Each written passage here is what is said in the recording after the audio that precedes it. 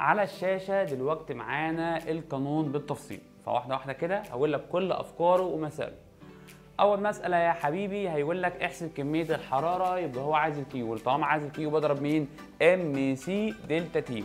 طب يا دكتور ام اللي هي الكتلة، يبقى ام اللي هي الكتلة وسي حرارة نوعية مع بعض، ام اللي هي كتلة وسي حرارة نوعية ودلتا تي التغير في الحرارة. طب الوحدات، الكتلة بالكيلو جرام مع بعض، الكتلة بإيه؟ بالكيلو جرام، والحرارة النوعية بإيه؟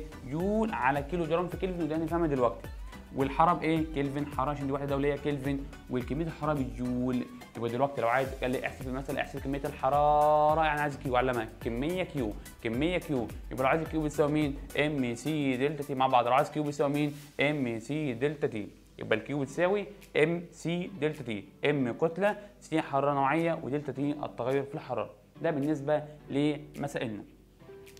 طب افرض في المسألة قال لي احسب الكتلة، اركز بقى، هو عايز الكتلة، لو عايز الام بيبقى مين على مين؟ كيو على سي دلتا تي مع بعض. لو عايز الام يساوي مين؟ كيو على سي دلتا تي. طب هو قال لي احسب حرارة نوعية، كيو على ام دلتا تي. لو عايز دلتا تي كيو على ام في سي.